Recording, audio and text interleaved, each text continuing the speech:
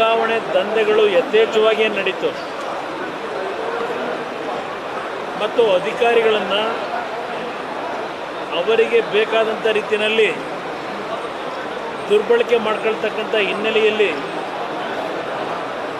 ಆಡಳಿತದ ಯಂತ್ರ ಸಂಪೂರ್ಣವಾಗಿ ಕುಸಿತ ಆಗಿರ್ತಕ್ಕಂಥದ್ದನ್ನು ನೀವು ಕಾಣ್ತಾ ಇದ್ದೀರಿ. ಸಾರ್ವಜನಿಕವಾಗಿ ಹಲವಾರು ಪ್ರದೇಶಗಳಲ್ಲಿ ಹಲವಾರು ರೀತಿಯ ದೊಡ್ಡ ದೊಡ್ಡ ಕಾನೂನು ಬಾಹಿರ ಪ್ರಕರಣಗಳನ್ನು ಸಹ ನೀವೆಲ್ಲ ಏನು ಕಾಣ್ತಾ ಇದ್ದೀರಿ.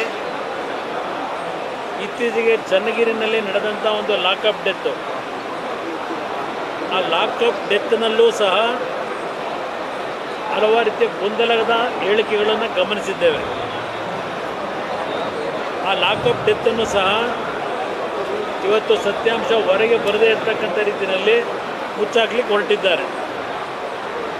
ಆ ಲಾಕಪ್ ಡೆತ್ನ ಹಿನ್ನೆಲೆಯಲ್ಲಿ ಮರಣ ಹೊಂದಿರತಕ್ಕಂಥ ವ್ಯಕ್ತಿಯ ಧರ್ಮಪತ್ನಿ ಮಾಧ್ಯಮದ ಸ್ನೇಹಿತರ ಮುಂದೆ ನಮ್ಮ ಯಜಮಾನರು ಪ್ರತಿ ತಿಂಗಳು ಪೊಲೀಸ್ ಇಲಾಖೆಗೆ 4.5 ಲಕ್ಷ ರೂಪಾಯಿಗಳ ಹಪ್ತವನ್ನು ಕೊಡ್ತಾಯಿದ್ರು. ಮಟಕ ದಂಧೆಯಲ್ಲಿ ಅವರ ಒಂದು ಚಟುವಟಿಕೆಗಳೇನಿತ್ತು ಅದಕ್ಕೆ ಪೊಲೀಸ್ನವರ ಬೆಂಬಲಕ್ಕೆ ಪ್ರತಿ ತಿಂಗಳು 4.5 ಲಕ್ಷ ಹಣ ಕೊಡ್ತಾ ಇದ್ದೆ ಅಂತಕ್ಕಂಥದ್ದನ್ನು ನಮ್ಮ ಯಜಮಾನರು ಹೇಳ್ತಾ ಇದ್ದರು ಅಂತಕ್ಕಂಥದ್ದು.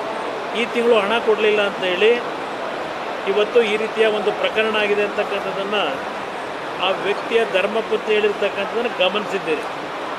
ನಮ್ಮ ಗೃಹ ಸಚಿವರು ಬರೀ ವೇದಿಕೆ ಮುಖಾಂತರ ನಾವು ಪ್ರಾಮಾಣಿಕವಾಗಿ ಕೆಲಸ ಮಾಡ್ತಾ ಇದ್ದೇವೆ ಅಂತಕ್ಕಂಥದ್ದು ಏನು ಹೇಳ್ತಾರೆ, ವಿರೋಧ ಪಕ್ಷಗಳು ಗಾಳಿಯಲ್ಲಿ ಗುಂಡಾರಿಸ್ತಾರೆ ಅಂತಕ್ಕಂಥ ಒಂದು ಲಘುವಾದ ಮಾತುಗಳನ್ನು ಏನು ಹೇಳ್ತಾ ಇದ್ದೀರಿ. ಅಂಗೈ ಹುಣ್ಣಿಗೆ ಇವತ್ತು ಕನ್ನಡಿಬೇಕಾ ಅಂತಕ್ಕಂಥದ್ದು ನನ್ನ ಅಭಿಪ್ರಾಯ. ಈ ಸರ್ಕಾರ ನಡೀತಾ ಇರ್ತಕ್ಕಂಥ ತೀರ್ಮಾನಗಳನ್ನು ನೋಡಿದ್ರೆ ಈಗಾಗಲೇ ಇಲ್ಲಿ ಕೂತಿದ್ದಾಗಲೇ ಮತ್ತೊಂದು ಪ್ರಕರಣ, ಯಾವೊಂದು ವಾಲ್ಮೀಕಿ ಅಭಿವೃದ್ಧಿ ನಿಗಮದಲ್ಲಿ ಒಬ್ಬ ಅಧಿಕಾರಿಯ ಆತ್ಮಹತ್ಯೆ ಆಗಿರ್ತಕ್ಕಂಥ ಒಂದು ಸುದ್ದಿ ಬಂದಂಥದ್ದು. ಸುಮಾರು 187 ಕೋಟಿ ರೂಪಾಯಿಗಳ ಒಂದು ಹಣವನ್ನು ದುರ್ಬಳಕೆಯಾಗಿ ಅವ್ಯವಹಾರಗಳಾಗಿ ಮಂತ್ರಿಗಳೇ ಮೌಖಿಕವಾಗಿ ಆದೇಶ ಮಾಡಿದರು ಅಂತಕ್ಕಂಥ ಒಂದು ಡೆತ್ ನೋಟಲ್ಲಿ ಏನು ಬರೆದಿಟ್ಟು ಹೋಗಿದ್ದಾರೆ. ಇದೆಲ್ಲ ಪ್ರತಿನಿತ್ಯ ಈ ರೀತಿಯ ಸರ್ಕಾರದ ಆಡಳಿತಗಳೇನು ನಡೀತಾ ಇದೆ, ಜನಗಳಲ್ಲಿ ಯಾವುದೇ ರೀತಿಯ ಭಯಭಕ್ತಿಗಳು ಉಳಿದಿಲ್ಲ. ಇವತ್ತು ಕಾನೂನು ಬಾಹಿರ ಚಟುವಟಿಕೆ ಮಾಡಿ ಕೇವಲ 5 ಗ್ಯಾರಂಟಿಗಳ ಬಗ್ಗೆನೇ ಇವತ್ತು ಏನು ದೊಡ್ಡ ಜಾಹೀರಾತುಗಳನ್ನು ಕೊಟ್ಟು ಹೊರಟಿದ್ದಾರೆ. ಈ ಸರ್ಕಾರದಲ್ಲಿ ಬಹುಶಃ ಈಗಿನ ಒಂದು ವರ್ಷದ ಆಡಳಿತ ರಾಜ್ಯವನ್ನು 5 ವರ್ಷ ಹಿಂದಕ್ಕೆ ತೆಗೆದುಕೊಂಡು ಹೋಗಿದೆ ಅಂತಕ್ಕಂಥದ್ದನ್ನು ನಾನು ಭಾಳ ನೋವಿನಿಂದ ಹೇಳಬೇಕಾಗಿದೆ. ದಿನನಿತ್ಯದ ಅಪರಾಧ ಕೃತ್ಯಗಳು ಮತ್ತು ಬೇರೆ ಬೇರೆ ಕಾನೂನು ಬಾಹಿರ ಚಟುವಟಿಕೆಗಳು ನಿಮ್ಮ ಮುಂದಿನ ಹೋರಾಟ ಯಾವ ರೀತಿ ಇರುತ್ತೆ? ಚರ್ಚೆ ಮಾಡ್ತೀವಿ. ಈಗೆಲ್ಲ 4ನೇ ತಾರೀಕಿನ ಫಲಿತಾಂಶಗಳು ಬರಲಿ, ಬಂದ ನಂತರ ಯಾವ ರೀತಿ ನಾವು ಇವತ್ತು ಈ ಒಂದು ಸರ್ಕಾರದ ವೈಫಲ್ಯಗಳ ವಿರುದ್ಧ ಹೋರಾಟ ಮಾಡಬೇಕು, ನಮ್ಮ ಪಕ್ಷವೂ ಒಳಗೊಂಡಂತೆ BJPಯ ಸ್ನೇಹಿತರ ಜೊತೆ ಚರ್ಚೆ ಮಾಡಿ ಮುಂದಿನ ನಮ್ಮ ಹೋರಾಟ ಹೇಗಿರುತ್ತೆ ಅಂತಕ್ಕಂಥದ್ದು ತಿಳಿಸಿ.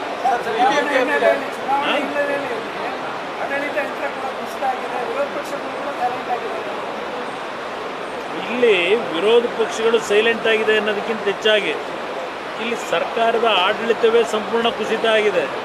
ಅಭಿವೃದ್ಧಿ ಕೆಲಸವೇ ಇಲ್ಲ. ಯಾವ ವಿಷಯದ ಬಗ್ಗೆ ಚರ್ಚೆ ಮಾಡೋದು, ಆ ಪರಿಸ್ಥಿತಿ ತಂದಿಟ್ಟಿದ್ದಾರೆ ಈ ಸರ್ಕಾರ. ಇವತ್ತು ಈ ಸರ್ಕಾರದ ಬರೀ ಶೂನ್ಯ ಸಾಧನೆಗಳನ್ನು ಹೇಳಬೇಕು ಹೊರತು ಅಭಿವೃದ್ಧಿ ಅಂತಕ್ಕಂಥದ್ದು ಸಂಪೂರ್ಣ ಕುಂಠಿತ ಆಗಿ ಇವತ್ತು ಸಾಲದ ಹೊರೆಯನ್ನು ಏನು ಏರಿಸ್ತಾ ಇದ್ದಾರೆ. ಇವತ್ತು ಈ ಸರ್ಕಾರ ಸಂಪೂರ್ಣವಾಗಿ 5 ಗ್ಯಾರಂಟಿಗಳಿಗೆ ಮಾತ್ರ ಸೀಮಿತವಾಗಿ ಇವತ್ತು ಅವರ ಒಂದು ಜಾಹೀರಾತುಗಳ ಮುಖಾಂತರ ಹೇಳಿಕೆಗಳೇನಿದೆ ಅದು ಹೊರತುಪಡಿಸಿ ಸರ್ಕಾರದಿಂದ ಏನು ಕಾರ್ಯಕ್ರಮಗಳಿಲ್ಲ. ಇದರ ವಿರುದ್ಧವೇ ಮುಂದಿನ ಹೋರಾಟ ಹೇಗಿರುತ್ತೆ ಅಂತಕ್ಕಂಥದ್ದು ಸದ್ಯದಲ್ಲೇ ತಿಳಿಸ್ತಾರೆ. ಏಜೆನ್ಸಿ ಮೂಲಕ ಶಿಕ್ಷಕರನ್ನು ನೇಮಕ ಮಾಡ್ತಾರೆ. ಸೆಕ್ಯೂರಿಟಿ ಏಜೆನ್ಸಿ ಮುಖಾಂತರ ಅದಷ್ಟೇ ಅಲ್ಲ, ಮೊನ್ನೆ ತಾನೇ ಅದು ಯಾವುದೋ ಒಂದು ಹೊರಗುತ್ತಿಗೆ ಆಧಾರದಲ್ಲಿ ಕೆಲಸಕ್ಕೆ ತಗೊಳ್ಳೋದು ಅಂತ ಮೀಸಲಾತಿ ವ್ಯವಸ್ಥೆ ತರ್ತಾರಂತಲ್ಲ. ಯಾವುದೇ ರೀತಿಯಲ್ಲಿ ಈ ಸರ್ಕಾರದ ಒಂದು ಕಾರ್ಯಕ್ರಮಗಳ ಬಗ್ಗೆ ವಾಸ್ತವಾಂಶದ ಅರಿವಿಲ್ಲದೆ ಈ ಸರ್ಕಾರ ಇವತ್ತು ಹೋಗ್ತಾ ಇದೆ. ಯಾವುದೇ ರೀತಿ ಜನರ ಒಂದು ಸಮಸ್ಯೆಗಳಿಗೆ ಪರಿಹಾರವನ್ನು ಕೊಡ್ತಕ್ಕಂಥದ್ರಲ್ಲೂ ಈ ಸರ್ಕಾರದಿಂದ ನಾವು ಯಾವುದೇ ರೀತಿಯ ಒಂದು ಸ್ಪಂದನೆ ಕಾಣ್ತಾ ಇಲ್ಲ ನಾವು. ಏಜೆನ್ಸಿ ಅಂತ ಉದ್ದೇಶ ಇರ್ತಾರೆ. ಅದರ ಉದ್ದೇಶ ದುಡ್ಡು ಹೊಡೆಯೋಕೆ ಉದ್ದೇಶವೇ ಅದಿರತಕ್ಕಂಥದ್ದು. ಈಗ ಅದಕ್ಕೆ ಹೇಳಿದಲ್ಲಿ ಸರ್ಕಾರ ಹಾಕಬೇಕು, ಶಿಕ್ಷಣ ಸಚಿವರು ಹಾಕಬೇಕು. ಶಿಕ್ಷಣ ಸಚಿವರ ಅವಶ್ಯಕತೆ ಇಲ್ಲ.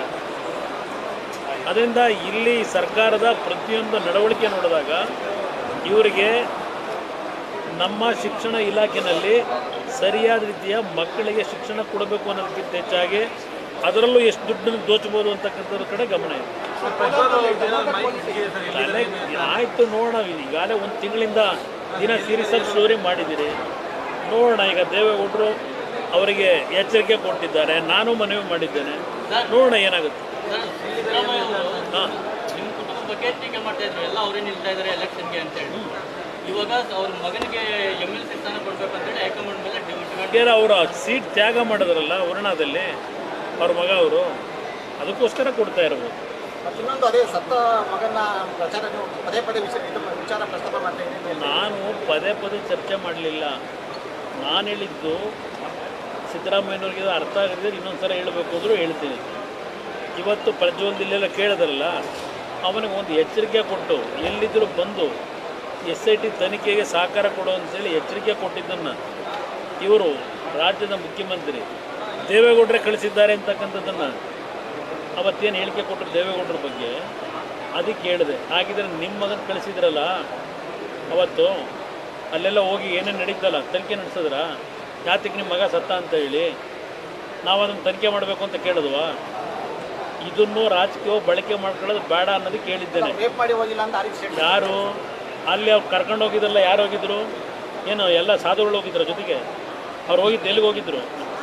ಸಾಧುಗಳು ಕರ್ಕೊಂಡು ಹೋಗಿದ್ರು ಜೊತೆಯಲ್ಲಿ. ಯಾವ ಕಾರ್ಯಕ್ರಮಕ್ಕೆ ಹೋಗಿದ್ರು? ಸ್ವಲ್ಪ ಕೇಳಿ. ಬರ್ತೀನಿ, ನಮಸ್ಕಾರ.